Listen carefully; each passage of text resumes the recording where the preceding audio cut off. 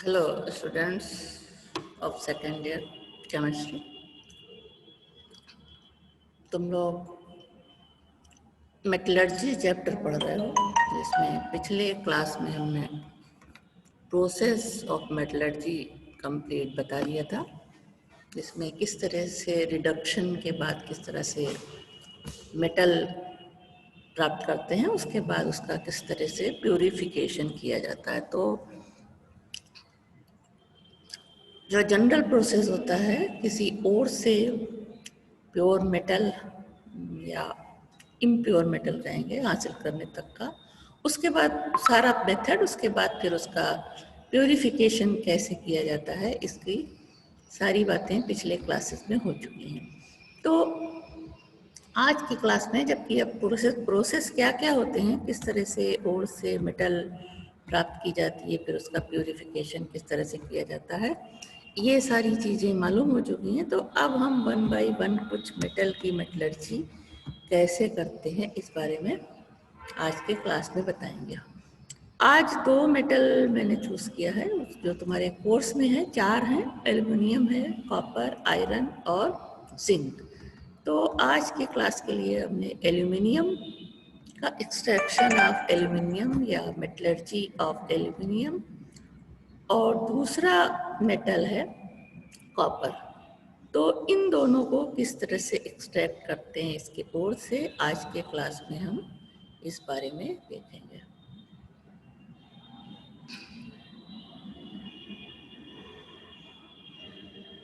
Yes,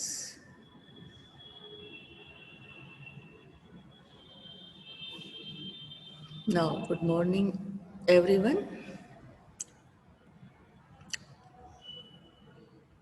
This today's topic of your study is extraction of some important metals. First हमने लिया है aluminium. Aluminium is the third most abundant element, forming 8.3% of Earth's crust. ये जब शुरू में हमने introduction में बताया थे सारी बातें। It is constituents of clay. State and many types of silicates and rocks. It is found only in the combined state. The important mineral ores of aluminium are oxides, fluorides, basic sulphates. तो पहले कौन कौन से oxide होते हैं? सबसे जो important इसका और होता है वो है बॉक्साइड। उसके अलावा कोरंडम, रूपी, स्फायर, इमरेल्ड, Al2O3, और उसके अलावा डिस्पोर, Al2O3, H2O, गिप्साइट, Al2O3, 3H2O, bauxite सबसे इम्पोर्टेंट और है, Al2O3.62H2O. It is the chief ore of aluminium from which extraction of aluminium is made. It is usually associated with varying amount of ferric oxide and silica. Second type of ore, fluoride, that is cryolite, Na3AlF6. It is the second important ore of aluminium.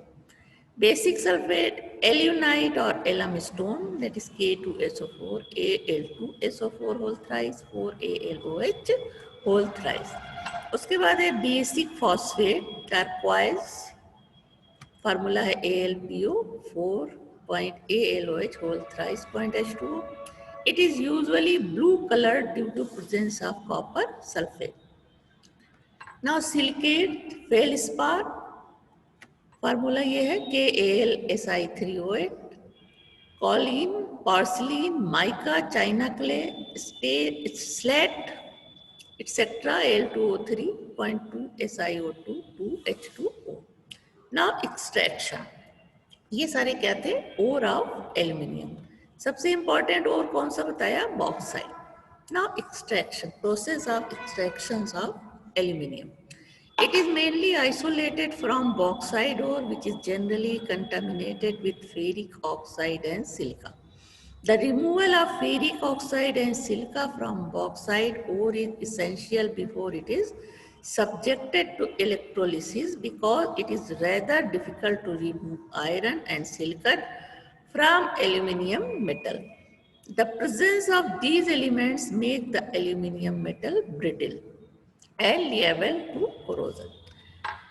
Thus, the extraction of aluminum from bauxite ore involve the following three steps. First step, purification of bauxite ore, that is removal of ferric oxide and silica.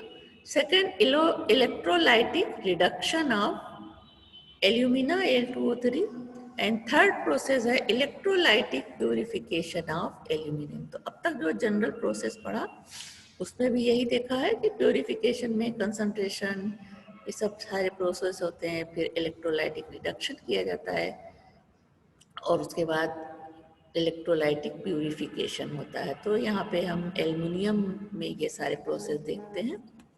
Now, purification of bauxite ore. The following methods are used for purification of the bauxite ore. तो तीन method हैं। पहला है bears process. This process is mainly applied to bauxite ore containing ferric oxide as chief impurity. The color of such ore is usually red and hence called red bauxite. The powdered ore is first roasted at a low temperature as to convert any ferrous oxide if present into ferric oxide. It is then digested with a concentrated solution of sodium hydroxide in an autoclave under pressure at 150 degrees for several hours. The aluminium oxide dissolved in caustic soda forming soluble sodium meta-aluminate, that is NaAlO2, while ferric oxide and silica remain insoluble and settle down. These are removed by filtration. Reaction इस तरह से होता है। Sodium hydroxide के साथ हम इसको 150 degree centigrade 80 atmospheric pressure पे हीट करते हैं तो ये बनता है सोडियम मेटा एल्यूमिनेट। ये सॉल्युबल होता है, बाकी जो चीज़ें होती हैं वो इनसॉल्युबल होती हैं, उनको हम फिल्ट्रेट करके अलग कर देते हैं। या इस रिएक्शन को इस तरह दे सकते हैं 2NaOH प्लस H2O, तो हमें सोडियम मेटा एल्यूमिनेट सॉल्युबल ये जो मिला था ये इस तरह से हम लिखेंगे तो ये सॉल्युबल सोडियम एल्यूमिनियम हाइड्रोक्साइड में कन्वर्ट हो जाता है। The sodium meta-aluminate solution is agitated with freshly prepared AlOH whole thrice for 36 hours. When sodium meta-aluminate undergoes hydrolysis with the formation of aluminum hydroxide precipitate. तो sodium Meta aluminate को हम 36 our किसके साथ रखते हैं, एल्यूमिनियम हाइड्रोक्साइड के साथ। तो हमें एल्यूमिनियम हाइड्रोक्साइड का प्रेसिपिटेट मिलता है, यानी कि ये कन्वर्ट हो जाता है सोडियम हाइड्रोक्साइड पे, या इसको इस तरह से लिख सकते हो dilute with water plus freshly PPT of AlOH whole thrice के साथ ट्रीट करते हैं तो एल्यूमिनियम हाइड्रोक्साइड और NaOH हमें मिलता है। और एल्यूमिनियम हाइड्रोक्साइड ऐसे प्रेसिपिटेट होता है जिसको कि छान के हम अलग कर लेते हैं। The precipitate is washed and dried. The solution of NaOH is concentrated and used again. तो इस रिएक्शन में हमें क्या मिला, AlOH whole thrice aluminium hydroxide मिला। दूसरा प्रोसेस है एल्यूमिनियम हाइड्रोक्साइड ऑब्टेन करने तक का Hall's process. Low grade bauxite is fused with sodium carbonate, alumina combined with sodium carbonate forming sodium meta aluminate. The fused mass is extracted with water where ferric oxide and silica remain as insoluble in the residue. तो sodium carbonate के साथ जो लो grade bauxite ओर होता है उसको हम 1100 degree centigrade पे गर्म करते हैं तो ये कन्वर्ट हो जाता है सोडियम मेटा एल्यूमिनेट में और कार्बन डाइऑक्साइड अलग होती है। The solution containing sodium meta aluminate is warmed to 50 to 60 centigrade and carbon dioxide is circulated through it. Aluminium hydroxide separate out as precipitate. क्या करते हैं इस सॉल्यूशन को? Sodium meta aluminated is warm करते हैं विद कार्बन डाइऑक्साइड, तो ये aluminium hydroxide हमें मिलता है। तो दोनों प्रोसेस किसके हैं? बॉक्साइड से एल्युमिनियम हाइड्रोक्साइड प्राप्त होता है। The precipitate is filtered, washed and dried. The solution of sodium carbonate is concentrated and used again. Now third is Serpex process. This process is used when silica is present in considerable amount in bauxite. The, this is known as white bauxite. The ore is mixed with coke and heated at 18 degrees centigrade in presence of nitrogen, where aluminium nitride is formed. Aluminium जो ओर में aluminium oxide present होता है वो carbon और nitrogen से reaction करके aluminium nitride बनाता है। Now silica is reduced to silicon with volatile of at this temperature. 18 degree centigrade तक गर्म करते हैं तो सिलिका जो है ये सिलिकन और ये कार्बन मोनोऑक्साइड के फॉर्म में वॉलेटाइल्स होके निकल जाता है।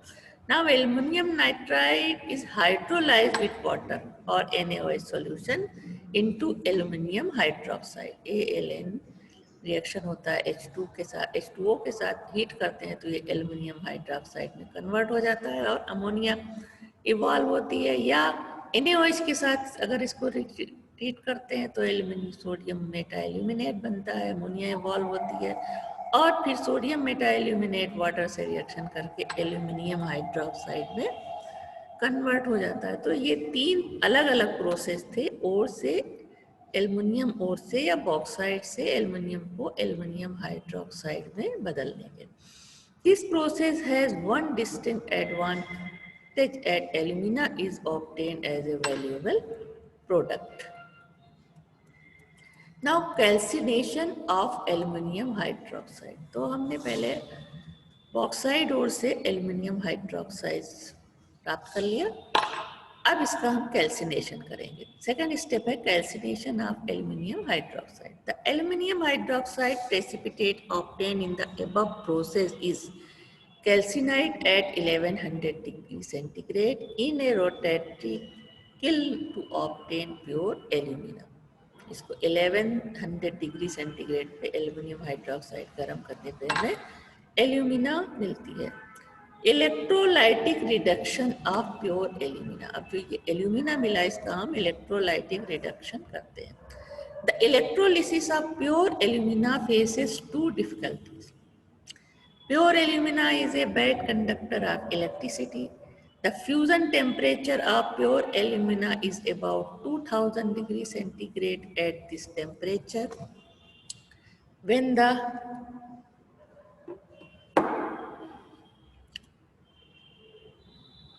fusion temperature of pure alumina is about 2000 degrees centigrade, and at this temperature, when the electrolysis is carried out of fused mass, the metal form vaporizes as the boiling point of aluminium is 1800 degrees centigrade.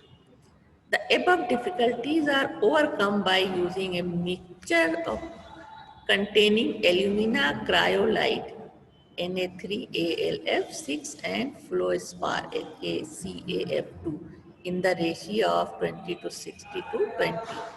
The fusion temperature of this mixture is 900 degree centigrade. तो reason क्या बताएंगे कि हम क्यों इन चीज़ों का use करते हैं। तो क्या होगा कि the fusion temperature of pure alumina is about 2000 degree centigrade, and eight this temperature when the electrolysis is carried out of fused mass, the metal form vaporizes as the boiling point of aluminium is 1800 degree centigrade. तो इससे बचने के लिए हम इस difficulty से alumina के साथ क्रायोलाइट और फ्लोस्पार मिला देते हैं, जिससे कि जब ये फ्यूजन टेम्परेचर 900 डिग्री सेंटीग्रेड पे फ्यूज हो जाती है तो इसके बॉयल होने का जो खतरा होता है वो नहीं होता। Now see again, the above difficulties are overcome by using a mixture containing alumina cryolite and fluorspar in the ratio of 20, 60 and 20. Now the fusion temperature of this mixture is 900 degree centigrade and it is good conductor of electricity. तो दोनों जो problem थी वो यहाँ solve हो गई. Now function of fluorspar. It reduced the fusion temperature of mixture to 900 degrees centigrade. It also improved the electrical conductivity of melt. Now function of cryolite, it helps in reducing the fusion temperature of mixture. It acts as solvent and helps to dissociate Al2O3. The electrolysis is carried out in an iron box lined inside with gas carbon, which act as cathode. The anode consists of carbon rod which dip in the fused mixture of electrolyte. The fused electrolyte is covered with a layer of coke. इस तरह से ये पूरा apparatus है यहाँ पे. ये carbon rod है, ये क्या है, एनोड है. यहाँ पे मोल्टेन इलेक्ट्रोलाइट होगा. ये तुम्हारा क्या है, आयरन पॉट है, डायनमो, कंट्रोल लैम्प, सारी सिस्टम इस तरह से जोड़ा हुआ है. कार्बन लाइनिंग और ये है मोल्टन एल्यूमिनियम. तो पूरा प्रोसेस किस तरह से होगा, तुम्हारा कार्बन एनोड है तो कैथोड और इलेक्ट्रोलाइट है ये. The current pass through the cell serves two purpose: heating of the electrolyte. The temperature of the cell is automatically maintained at 900 to 950 degrees centigrade. Second, electrolysis on passing current. Aluminium is deposited at cathode. कहाँ है cathode, aluminium is deposit at cathode. यहाँ deposit हो रही है, इसको हम जो iron pot है ये एज ए कैथोड काम करता है. तो यहाँ एल्यूमिनियम डिपॉजिट हो रही है.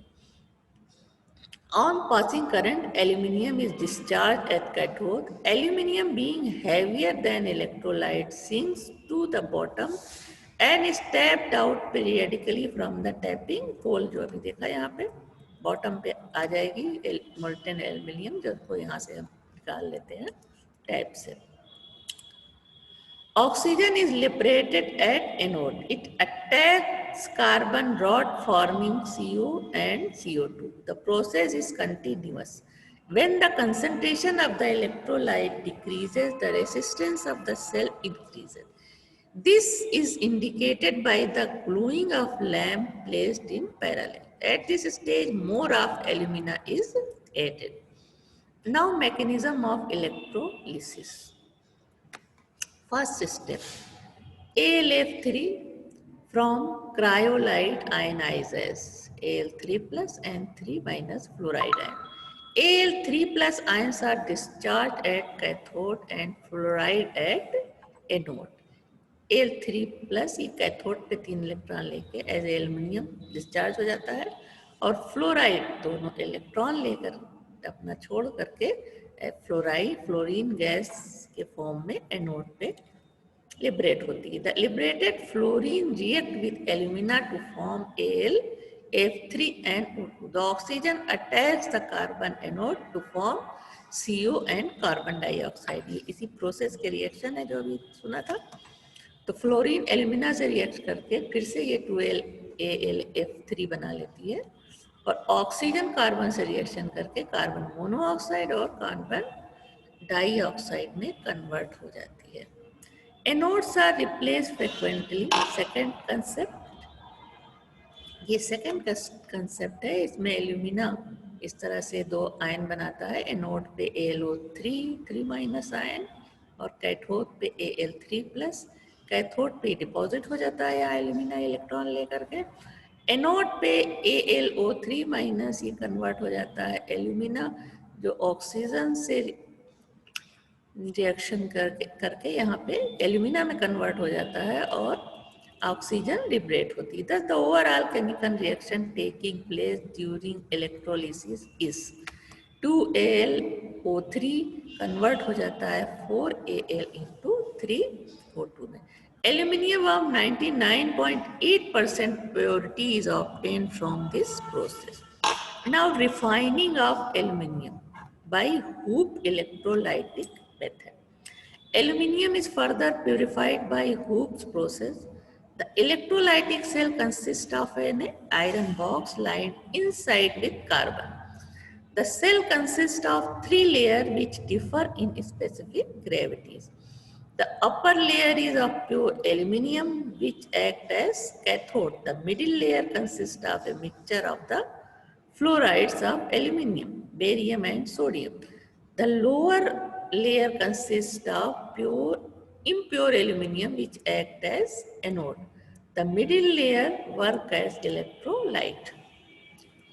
The graphite rods dipped in pure aluminium and copper aluminium alloy rod at the bottom in the impure aluminium work as conductors. On electrolysis, aluminium is deposited at cathode from the middle layer and an equivalent amount of aluminium is taken up by the middle layer from the bottom layer. Therefore, aluminium अब ये पूरा जो है तुम्हारा structure है इसका hoop process का जो एपरेटस यूज करते हैं इसमें ये क्या है तुम्हारा graphite rods and copper clamps pure aluminium का ये कैथोड है अपर लेयर है ये टैपिंग होल है यहाँ से निकाल लेते हैं प्योर एल्यूमिनियम आयरन सेल और कॉपर एल्यूमिनियम सिलिकॉन का ये जो है बीच का पार्ट है बीच की लेयर में क्या है NaF AlF3 BF2 इलेक्ट्रोलाइट्स है ये और ये क्या है एनोड CuAlSi सबसे नीचे की लेयर है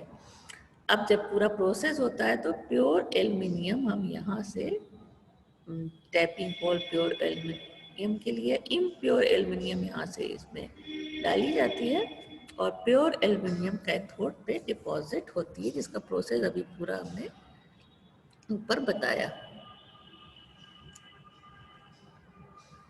to the top layer through middle layer while the impurities are left behind. Aluminium thus obtained is 99.98 pure.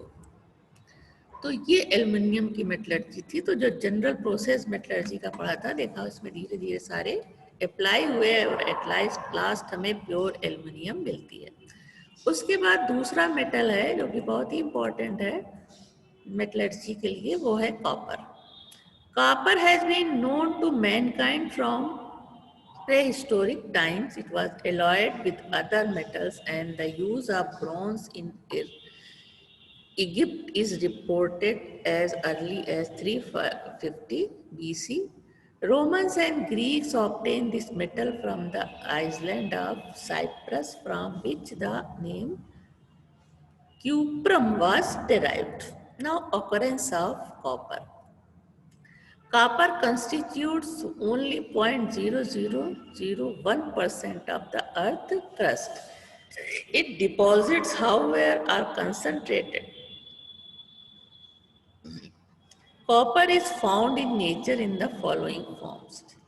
First, native state.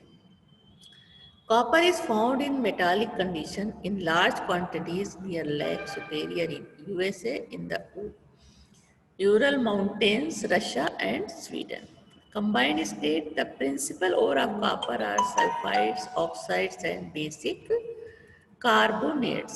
Sulfide ores में कौन से हैं? Sulfide ores, chalcopyrites और copper pyrite that is CuFeS2 most important जिससे कि हम copper को extract करते हैं. Chalcocite or copper glance Cu2S and Burnites that is Cu3FeS3. Oxide ore that is cuprite Cu2O. Basic carbonates है मेलेकाइट ग्रीन होता है ये CuCO3.CuOH whole twice.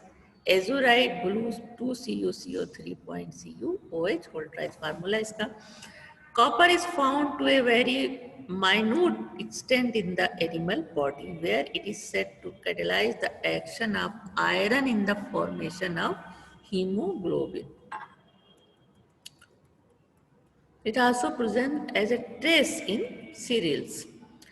and potatoes. It occurs as red coloring matter of the feather of certain birds. Milk has a very low copper content. India is not rich in copper ores. Copper is found in India mainly in Singham district, Jharkhand, Metigara and Dharwad. The copper belt in Rajasthan is at present under extensive development. Now, extraction of copper, that is metallurgy of carbon, of copper. Copper may be extracted by different method depending upon the nature of ore and the percent of carbon. The methods may be divided into two categories. First step from sulfide ores. Sulfide ores say by first a dry process or a smelting process. This is applied to those ore in which copper content is more than 3%. Wet process or hydrometallurgical process. This is applied to poor ores containing a small percentage of copper. Now from non-sulfide ores, leaching process. अब हम one by one देखते हैं. Dry process for the extraction of copper यहाँ पे लिया है हमने. Copper is extracted mainly from copper pyrites by dry process or smelting process. The process of extraction of copper from copper pyrite involves the following step. तो सबसे important कौन सा बताया था वो copper pyrites. तो copper pyrites से किस तरह से हम copper obtain करते हैं, इसके हम process पे आते हैं या step पे आते हैं. First है concentration of the ore. सारे प्रोसेस तुमने पढ़ा है, कंसंट्रेशन वगैरह कैसे होता है. The concentration of the sulphide ore is done by froth flotation process. The ore are powdered and sieved and then thrown into tank of water to which pine oil and potassium xanthate have been added. The strong stream of air is passed which agitates the whole mass. Froth is produced which carries along the particles of the ore to the surface of the liquid while the impurities settle down to the bottom of the tank. The froth is continuously separated. This is the concentrated ores. पूरा process ये है. ये इसमें ore लेते हैं, water, pine oil, sodium ethyl xanthate मिला करके. Flotation process जब होता है तो जो ओर में जो मेटल है वो फ्रोथ बना लेता है और ऊपर इस तरह से आ जाता है, जिसको हम लगातार बाहर निकालते रहते हैं कि जब ये घूमता है तेजी से तो इम्प्योरिटीज जो होती है वो नीचे बैठ जाती है और एज ए फेन या फ्रोथ मेटल जो है ये ओर की यहाँ पे कंसंट्रेटेड हो जाती है और इसको हम इस तरह से निकालते रहते हैं. और यहाँ ये देखो ये गैंग है जो यहाँ पे बैठ जाता है नीचे. Now second step is roasting. The concentrated ore is heated strongly in a current of air on the hearth of the reverberatory furnace. During roasting the following changes takes place. First, free sulfur is oxidized and removed as sulfur dioxide. Gas जब convert हो जाएगी gas में तो वो निकल जाएगी वहां से. The arsenic and antimony present in the ore are removed as a volatile oxide. ये हमारी रिवर्बरेटरी फर्नेस है जिसमें यहाँ पे इसमें जो है ये प्रोसेस कराया जाता है. इसका स्ट्रक्चर पहले देख चुके हो. हॉट पोर्शन ये होता है जहाँ पे ओर को कंसंट्रेटेड ओर रख करके उसे गर्म किया जाता है. रिएक्शन इस तरह से पहले वो रिएक्शन बताया. दूसरा आर्सेनिक रिएक्शन करके आर्सेनिक ऑक्साइड और एंटीमनी रिएक्शन करके एंटीमनी ऑक्साइड में कन्वर्ट हो जाता है और एज ए ये बाहर हो जाता है चिमनी से. The pyrite is converted into cuprous sulfide and ferrous sulfide with evolution of sulfur dioxide. Copper pyrite oxygen के प्रेजेंस में चूंकि ये हीट किया जाता है तो ये इसमें कन्वर्ट हो जा रहा है क्यूप्रस सल्फाइड में. उसके अलावा फेरस सल्फाइड और सल्फर डाइऑक्साइड भी अलग होती है. The sulphides of copper and iron are partially oxidised. अब ये जो यहाँ पे आयरन ऑक्साइड बन रहा है, वो ऑक्सीजन से रिएक्शन करके फेरिक ऑक्साइड और क्यूप्रस कॉपर ऑक्साइड में कन्वर्ट हो जाता है और सल्फर डाइऑक्साइड गैस बाहर हो जाती है। Now another a third process is smelting. The roasted ore is mixed with coke and silica and transferred to a small blast furnace. The mixture is heated in the presence of excess of air. The modern blast furnace is made of steel lined inside the refractory bricks and is about 15 to 20 feet in height. It is water jacket throughout and is provided near the top with the waste gas outlet. तो इसका structure पहले भी देख चुके हो, ये small furnace है, vast blast, जिसमें कि सारा प्रोसेस होता है। यहाँ पे स्लैग ऊपर फ्लोट करता है और मोल्टेन मैट जो है मेटल, वो नीचे से बाहर निकाली जाती है। जो रोस्टेड ओर होती है कोक और सैंड के साथ मिला के यहाँ पे इसको हीट करते हैं। ये सारा एपरेटस है, ये पहले भी इसका देख चुके हो। ये फायर ब्रिक्स है, एयर ब्लास्ट, एयर अंदर भेजी जाती है। The air blast enters the furnace through tires. The following changes occurs in the blast furnace. The cuprous oxide reacts with ferrous sulfide. Convert हो जाता है फेरिक ऑक्साइड और cupric sulphide में। Iron has greater affinity for oxygen than copper. The copper oxide form reacts with unchanged iron sulfide to form iron oxide and produce copper sulfide. So it is difficult to oxidize cuprous sulfide until whole of the iron sulfide is oxidized. Now most of the iron sulfide is oxidized to ferrous oxide, FeS plus 3O2, तो 2FeO plus 2S यानी sulphur dioxide अलग हो जाती है और ये ferrous sulphide ferric oxide में convert हो जाती है। अब ये ferric oxide ferrous oxide silica से रिएक्शन करके फेरस सिलिकेट यानी कि स्लैग बना लेती है, तो ये कॉपर से ये सारी इम्प्योरिटी अलग हो जाती है। Ferrous oxides combined with silica to form ferrous silicate. By this reaction, most of the iron is removed as slag. The lowest point of the furnace consists of a shallow heart in which the molten mass collects, which is known as matte. The matte contains mostly cuprous sulfide with a little iron sulfide. Now, basemerization. The matte obtained from smelting is transferred to Bessemer converter. Some sand, that is silica, is added and a blast of air is blown through the molten mass.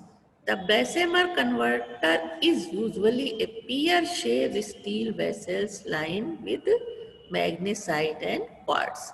It is fitted with air blast tires and mounted in such a way that it can be title in the desired direction. इस तरह से ये पूरा process है। ये तुम्हारी basic lining, ये पूरा स्ट्रक्चर है इसका। वेस्ट गैसेस इस तरह से बाहर निकल जाती हैं। मोल्टेन मैट और सैंड यहाँ पे होगा। हॉट एयर भेजी जाती है जिसमें कि सारा प्रोसेस होता है। The following reaction occur in Bessemer converter. Remaining ferrous sulphide get oxidised. FeS oxygen से रिएक्शन करके फेरिक ऑक्साइड में कन्वर्ट हो जाता है और सल्फर डाइऑक्साइड बाहर हो जाती है। Now ferrous oxides combined with silica to form slag which is drained out at intervals by tilting the vessels. In about 3 hours time, all the iron is removed as ferrous silicate. यहाँ silica से reaction करके ferric oxide slag यानी ferrous silicate बनाता है।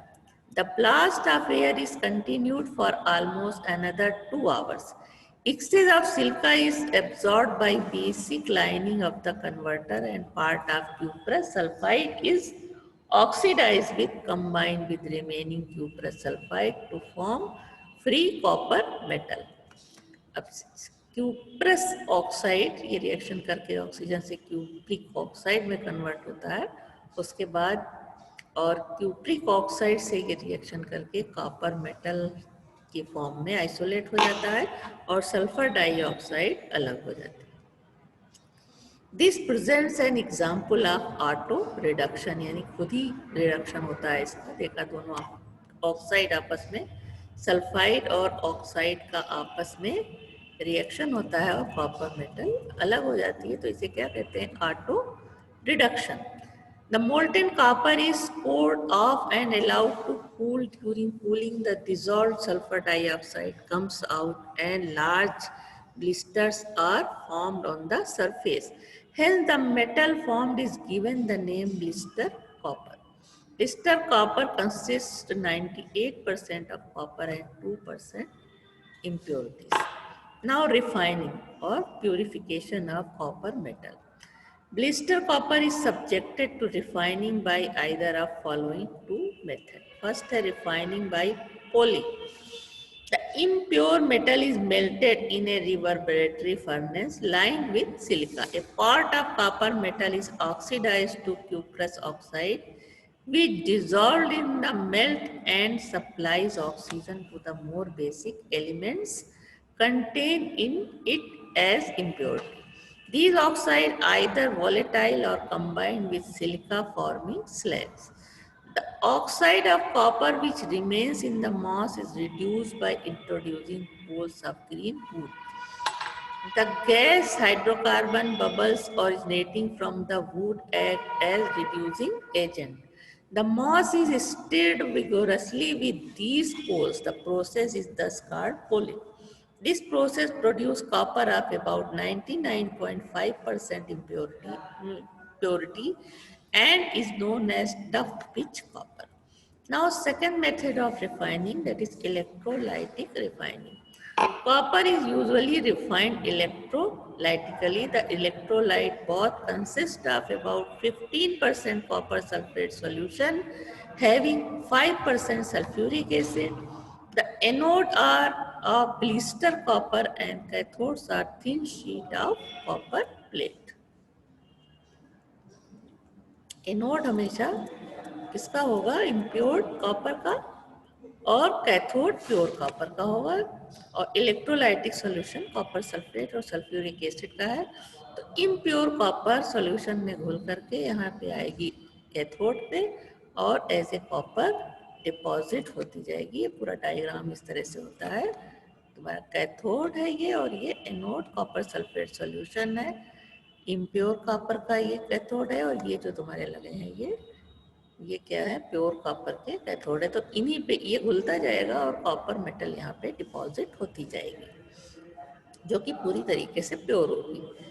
As the current flows, copper from anode dissolves while pure copper is deposited on the cathode process. Copper sulfate copper ion cathode पे जाके deposit हो जाएगा।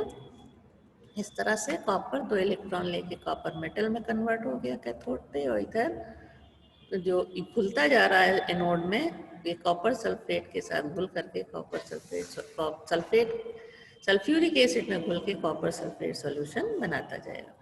The more electropositive impurities like iron, zinc, nickel, cobalt, etc. dissolved in the solution, and less electropositive impurities such as Ag, Au and platinum collect below the anode in the form of anodic mud. Electrolytic copper has a purity of 99.96 to 99.99% pure. Now, wet process और hydrometallurgical process. तो जो अभी ऊपर process copper का पढ़ा, इससे पूरी तरह से प्योर कॉपर का ओर से मिलने तक का पूरा प्रोसेस मेटलर्जी कहलाता है। नाउ वेट प्रोसेस और hydrometallurgical process. The essential principle of this process consists in the conversion of copper present in the ore into soluble compound and precipitation of copper by adding of iron or by electrolytic process. Big heaps of copper sulfide ores are exposed to air and rain Water is also sprayed at time if necessary. After a year's time, the copper sulfide is slowly oxidized to copper sulfate. The liquid which flows from the bottom of the heaps is run into pans. Copper is precipitated from the liquor by the addition of scrap iron. The precipitate is dried, melted and refined. ये reaction दिया हुआ है सामने, oxygen से reaction करके ये copper sulphate में convert हो जाता है और फिर ये कॉपर सल्फेट फेरिक से आयरन से रिएक्शन करके फेरस सल्फेट में ये कन्वर्ट हो जाता है और कॉपर हमें अलग मिल जाती है. Now extraction of copper from non-sulfide ores. The oxide and carbonate ores are crushed and concentrated by gravity process. Concentration of the concentrated ore are calcified in rotary furnace, same process. The carbonate decomposes to form the oxide and impurities either volatile or oxidized. Carbonate ore है तो ये किस में convert हो जाएगा, copper oxide और carbon dioxide और water vapours अलग हो जाएंगे. Now the oxide is so formed is either reduced with carbon in reverberatory furnace or leached with dilute sulphuric acid. Copper oxide या क्यूप्रॉक्स ऑक्साइड ये सारा कार्बन से reaction करके ये कॉपर यहाँ पे बच जाएगा और यहाँ पे भी इससे ये रिएक्शन करके कॉपर बना ले रहा है, कार्बन मोनोऑक्साइड अलग हो गया. या कॉपर ऑक्साइड सल्फ्यूरिक एसिड से रिएक्शन करके कॉपर सल्फेट सॉल्यूशन में कन्वर्ट हो जाएगा. Copper sulphate solution obtained in then electrolyte using copper sheet as cathode and lead plate as anode. Now copper can also be recovered by using scrap iron. तो ये उसी थोड़ा सा इसमें बस प्रोसेस वैसे ही होगा, थोड़ा बहुत चीज चेंज होगा, बाकी रिएक्शन भी सामने देख रहे हो किस तरह से. ये दूसरा प्रोसेस जो बताया उसमें किस तरह से हम extraction of copper from non sulphide ore से किस तरह से कर सकते हैं. तो इस तरह से ये लंबा भी हो गया काफ़ी. एल्युमिनियम और कॉपर दो चीज़ों की मेटलर्जी तुमने पढ़ी, तो ये बहुत ही दोनों ही इम्पोर्टेंट है. तो इसको उम्मीद है समझ में आई होगी और फिर से देखना, पूरा वीडियो तुम्हारे पास है, देखना और उसको अच्छे से तैयार करना.